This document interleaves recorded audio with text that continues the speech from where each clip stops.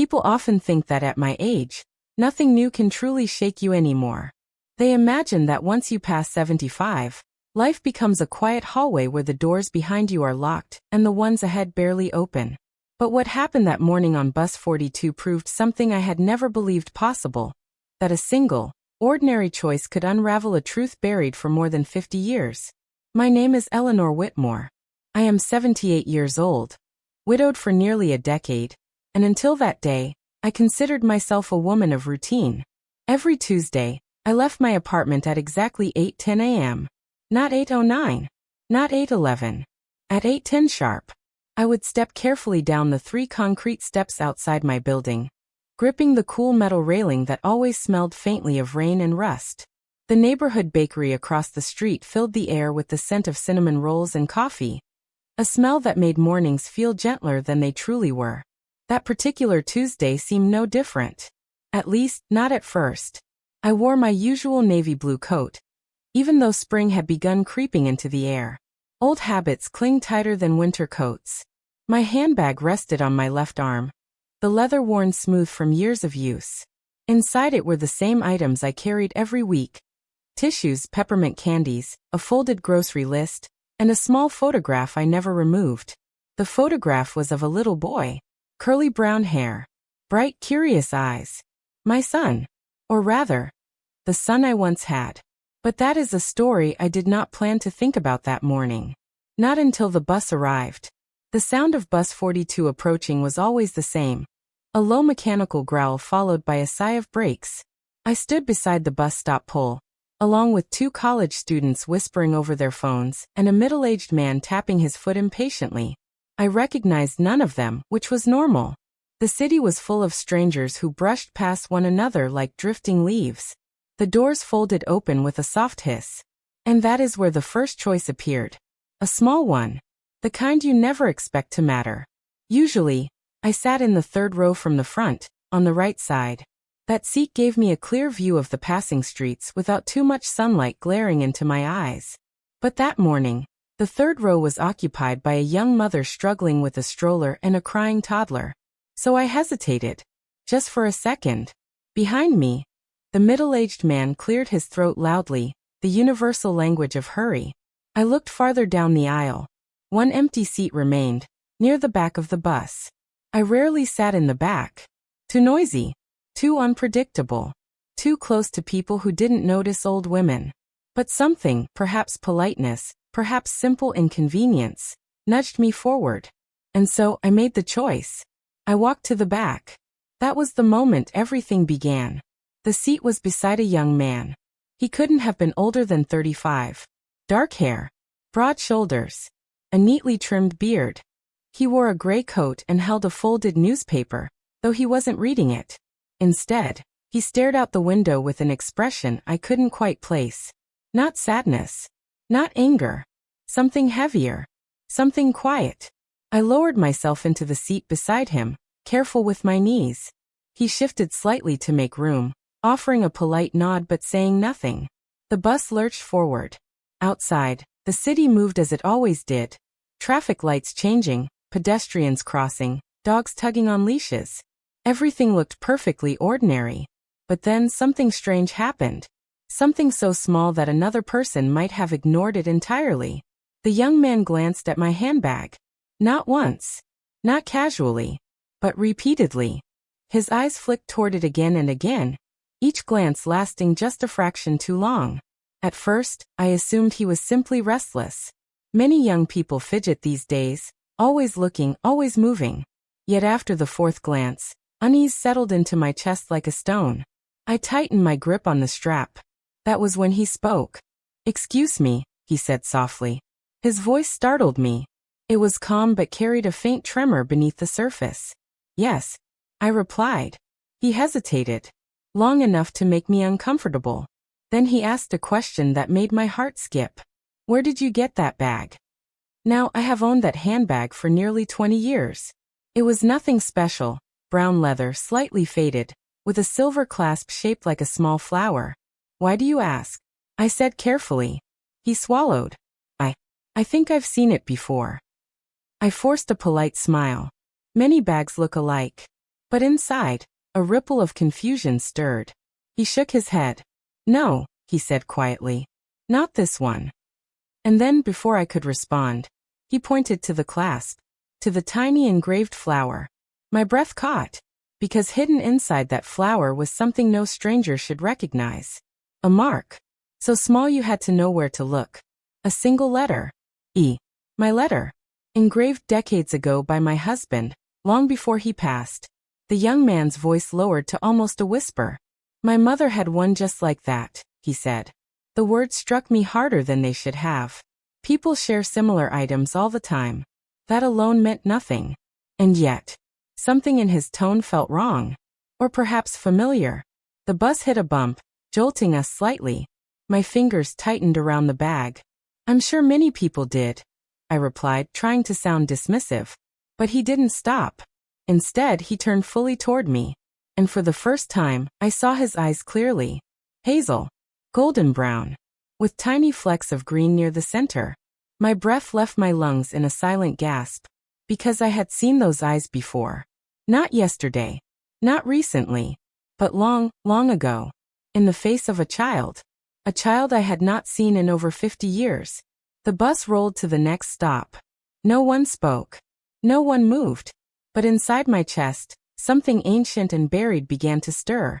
A memory I had locked away so tightly that even time itself had struggled to reach it. The young man leaned closer. "Ma'am," he said gently. "Did you ever live on Willow Street?" My hands began to tremble. Willow Street. No one had spoken that name to me in decades. Not since the day everything fell apart. Not since the day I lost him. I swallowed hard. "Why are you asking me that?" I whispered. His face paled. And then he said the words that changed everything. "My mother told me," he said slowly, "that if I ever saw that bag, I should talk to the woman who carried it." The world seemed to tilt. The bus kept moving. Passengers chatted. Phones rang. Coins clinked. But for me, time fractured into something sharp and fragile. Because in that moment, I realized something impossible. Something terrifying. Something I had never allowed myself to imagine. This young man beside me might somehow be connected to the child I lost. And that was the moment I understood. Sitting in the back of that bus had not been a small choice at all. It had been the beginning of something that would uncover a truth I had buried for more than half a century. And I had no idea yet how shocking that truth would be. The moment he said those words, my heart began pounding so loudly that I was certain the other passengers could hear it. My mother told me, if I ever saw that bag, I should talk to the woman who carried it. For a second, I could not breathe. Not because I didn't understand him, but because I understood far too well. Willow Street. That name alone carried the weight of a lifetime of regret. I had not spoken it aloud in decades. Not since the day I walked away from the only home where I had ever truly felt safe. Not since the day my life split into two versions, the one before, and the one after. "Who is your mother?" I finally asked. My voice sounded smaller than I intended. Fragile. The young man studied my face carefully, as if he were searching for something hidden beneath my wrinkles. "Her name is Margaret Collins," he replied. Margaret Collins. The name struck me like a stone thrown into still water. Ripples of memory spread outward instantly. Margaret. Tall. Blonde. Always wearing bright dresses. Always laughing louder than everyone else in the room. Margaret had been my neighbor. And for a time, my friend. My fingers trembled against the leather of my handbag. "I knew a Margaret once," I whispered. "Long ago." His shoulders stiffened slightly. "She lived on Willow Street," he added. That confirmed it. There was no mistake. No coincidence. This was not random. This was something else. Something that had been waiting, patiently, for decades. The bus rolled forward, stopping at another intersection. A few passengers exited, but neither of us moved. It felt as if we were sitting inside a sealed moment, cut off from the rest of the world. "She told me stories about a woman named Eleanor," he continued. My stomach twisted. That was my name. My real name. The name I had spent years trying not to hear. I swallowed hard. "What kind of stories?" I asked. He hesitated. Not because he didn't know, but because he seemed unsure whether he should say them aloud. She said you were kind, he replied slowly. Quiet. Gentle. His voice softened. She said you loved someone very much. My vision blurred slightly. Loved someone very much. Yes. That part was true. Very true. His next words came carefully. And she said something terrible happened. The air left my lungs. There it was. The shadow I had spent decades running from. I turned my head toward the window, watching buildings pass by in silence. But I wasn't seeing them. I was seeing something else. A memory. One I had tried to bury. Willow Street, 1968. I was 27 years old. Young. Afraid. Alone more often than I admitted. My husband, Thomas, worked long hours at the factory. He was a good man, patient and hardworking, but exhaustion clung to him like dust. We didn't have much money, but we had hope. And we had our son, Daniel. Just thinking his name still hurt, even after all these years. He was 3 years old when everything happened. 3. Small enough to fit in my arms. Big enough to laugh when I tickled his sides. Big enough to trust me completely. That was the hardest part. Not the loss itself, but the trust. Margaret had moved in next door only a few months earlier. She was energetic, talkative, always offering help. Let me watch him while you run errands, she would say with a bright smile. At first, I hesitated. Mothers always hesitate. But eventually I accepted. Everyone trusted Margaret. She baked cookies for neighbors, watered plants when families traveled, helped carry groceries. She seemed harmless, safe, reliable. I believed that. And that belief would become the biggest mistake of my life. Ma'am. The young man's voice pulled me back into the present. I blinked slowly. Yes. I said. You look pale, he said. I'm fine, I replied automatically. But I wasn't. Not even close. Because memories I had buried were clawing their way back to the surface. What else did your mother tell you? I asked quietly. He shifted in his seat. She told me about a little boy, he said. My chest tightened instantly. A boy who disappeared.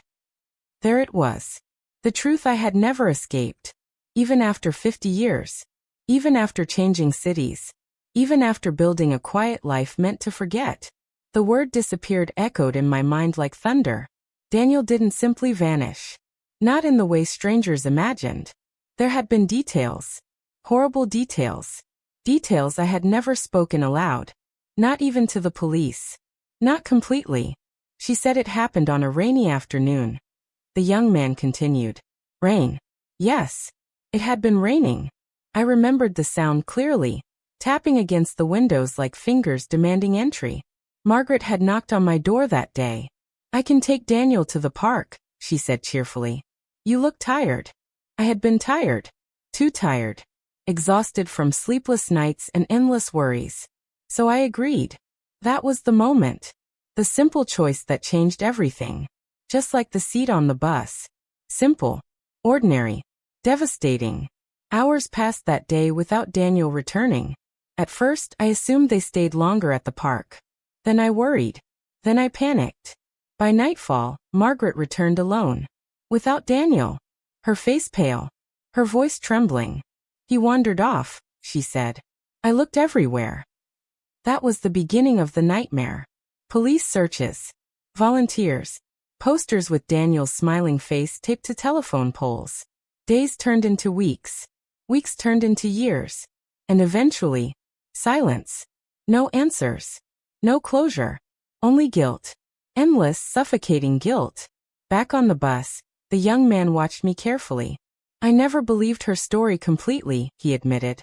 My head snapped toward him. What do you mean? He leaned forward slightly. She always changed details, he said. Small things. But enough to feel wrong. My pulse quickened. Wrong. Yes. Something had always been wrong. But grief had clouded my judgment back then. Fear had silenced my questions. And shame had locked my mouth shut. She kept one thing though, he continued. My throat tightened. What thing? I whispered. He reached into his coat pocket slowly, carefully, deliberately, and pulled out something small. Metal. Shiny. Familiar. My breath caught instantly, because resting in his palm was a tiny silver charm, shaped like a flower, identical to the clasp on my handbag. Except this one had a different letter engraved. Not E, but D. My vision blurred. My hands shook uncontrollably. Daniel. The letter stood for Daniel. I knew it. I had ordered it myself. 2 matching charms. One for my bag. One sewn onto Daniel's small jacket. Insurance, I had told myself back then. So he could be identified if he got lost. A precaution. A mother's small protection. One that had failed completely. Where did you get that? I whispered. My voice sounded broken. He swallowed. My mother kept it in a jewelry box, he said. The world tilted again. She said it belonged to the boy. The boy. Not my son. Not Daniel. Just the boy. The bus slowed to another stop. But neither of us moved. Neither of us spoke. Because deep inside, a terrifying possibility began forming. One I had never dared to imagine. Not once. Not in 50 years. He looked directly into my eyes. And then he said the words that shattered the fragile balance inside me. Ma'am. He hesitated. Then continued. I think my mother lied about what happened that day. The bus doors opened. Passengers stepped off. Life moved forward. But inside me, time stopped completely. Because if Margaret had lied, then Daniel might not have wandered off. He might not have been lost. He might not have disappeared. He might have been taken. And the truth had been sitting beside me on this bus the entire time. When he said those words, I think my mother lied about what happened that day. Something inside me cracked open. Not loudly, not dramatically, but quietly, like old wood splitting after years of pressure. For decades, I had lived with one truth. My son had wandered off. Lost. Gone forever. That was the story everyone believed. That was the story I forced myself to accept.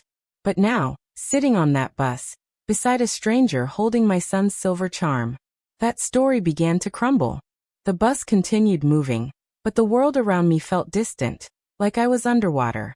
I stared at the charm in his hand, the tiny silver flower, the letter D. Daniel.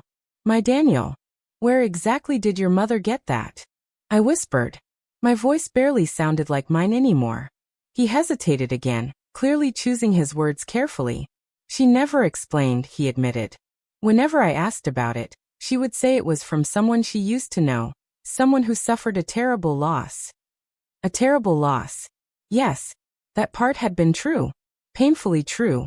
But something deeper, something darker, was hiding beneath it. I pressed my hand against my chest, trying to steady my breathing. How old are you? I asked suddenly. The question surprised him. I'm 34, he replied. 34. My heart skipped violently. Daniel would have been 34. Exactly 34. My fingers tightened around the edge of the seat. What's your name? I asked. He blinked, confused. Michael, he said. Michael. Not Daniel. But names can be changed. Lives can be rewritten. Truths can be hidden. For years. For decades. The bus slowed again, but neither of us stood. I knew now, without fully understanding how, that I needed to hear everything. Every detail. No matter how painful. What made you start questioning her story? I asked. Michael leaned back slightly, exhaling slowly. For years nothing felt right, he admitted. Whenever the topic came up, she'd become nervous, defensive. He paused.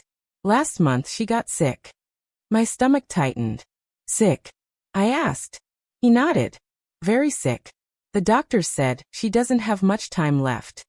A heavy silence settled between us. That explained it. That explained everything. People tell the truth when time runs out. Or at least, pieces of it. She called me into her room, he continued. His voice softened. She handed me that charm, and told me to keep it safe. I stared at the silver piece again. My chest tightened painfully.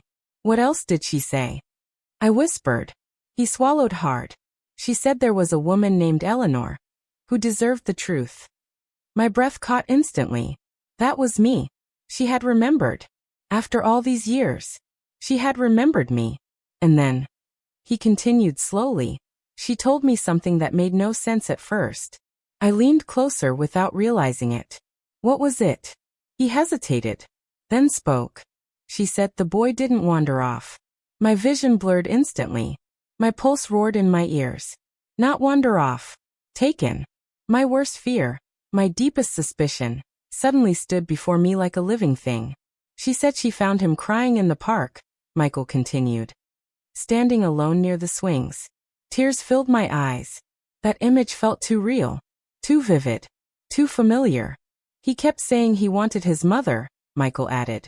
My chest tightened painfully. That sounded like Daniel. So much like Daniel. But instead of taking him back right away, Michael continued carefully, she panicked. Panicked. The word echoed loudly in my mind. What do you mean? I asked. His voice trembled slightly now. She had just lost a baby, he said quietly. Only weeks before. My heart sank. I remembered that. Margaret had been pregnant once. She had lost the child suddenly. I remembered bringing her soup, holding her hand, telling her things would be okay. I had comforted her, trusted her, invited her into my life. She told me, Michael continued, that when she saw the boy alone, she felt something take over. My stomach twisted. A terrible realization began forming. Something I didn't want to believe. Something too monstrous to imagine. What did she do? I whispered. He closed his eyes briefly, then opened them again. She took him home, he said. My breath stopped completely. The world around me vanished. Only his voice remained. She told herself it was temporary, he added. She said she'd return him the next day. But she never did. I already knew, even before he said it, because I had lived the consequences. Instead, he continued, she told everyone he wandered off and pretended she searched. My hands began shaking violently. All those nights, all those tears, all those posters. A lie. All of it built on a lie. And the boy? I whispered. My voice trembled. What happened to him? Michael looked directly into my eyes. His gaze steady, unwavering, heavy with something I could not yet name. He grew up, he said slowly.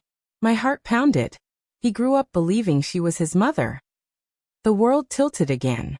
My chest tightened painfully. The truth hovered just beyond reach. So close. So terrifying. I swallowed hard. Michael. I whispered. My voice broke slightly. Why did she give you that charm? He stared at me in silence for a long moment, then spoke the words that shattered everything. Because, he said slowly, it belonged to me. My breath left my lungs in a violent rush. The air vanished. Sound disappeared. Time stopped. I was the boy, he said quietly. I was Daniel. The world exploded into silence. Not noise. Not chaos. Just silence. Heavy. Endless. Unbelievable. I stared at him. At his face. At his eyes. Hazel. Golden brown. With flecks of green. Thomas's eyes. My husband's eyes. My son's eyes. My Daniel's eyes. For a long moment neither of us spoke. Neither of us moved. Then, without realizing it, my hand reached forward. Slowly. Carefully. Like touching something sacred. I touched his cheek. Warm. Real. Alive. Tears spilled down my face. I thought you were gone, I whispered. My voice broke completely. For 50 years. I thought you were gone. His eyes filled with tears too. I didn't know, he said. I swear. I didn't know until last month. My chest tightened painfully. All those years. All that lost time.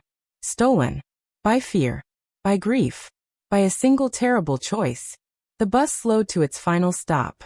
But neither of us stood. Not yet. Because something far more important was happening. Something I never thought possible. Something I had stopped praying for decades ago. My whole life. He continued quietly. I felt like something was missing. My heart broke hearing that. I never quite fit, he added. Never understood why.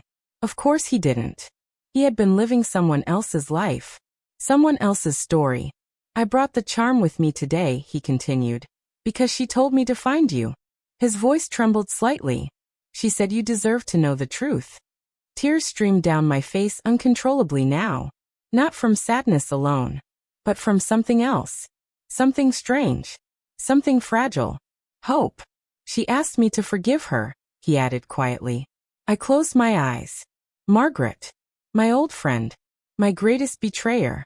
And somehow, still a grieving mother. Fear had driven her. Grief had twisted her. But the damage had lasted a lifetime. When I opened my eyes again, I looked at him. Really looked. Not as a stranger. Not as a passenger. But as my son. My child. My Daniel. Alive. Grown. Changed. But still mine. Would you? He began hesitantly. His voice trembled. Would you want to try? My heart squeezed painfully. Try what? I whispered. To know each other, he said softly. The words hung in the air between us. Simple. Powerful. Terrifying. Beautiful. For 50 years, I had lived with emptiness. With silence. With regret. And now, life had returned something I believed lost forever. Not perfectly. Not completely. But enough. Enough to begin again. I took his hand. Warm. Strong. Real.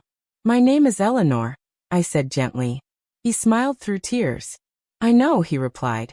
And your name? I whispered. He swallowed. Michael, he said. I nodded slowly.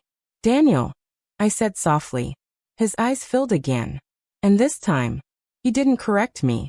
As we stepped off the bus together, I realized something I had never understood before.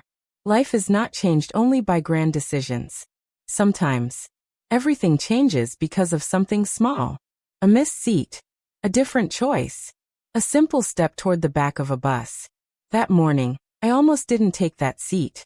If I hadn't, I might have lived the rest of my life never knowing the truth. Never finding my son. Never healing the wound that had shaped my entire existence.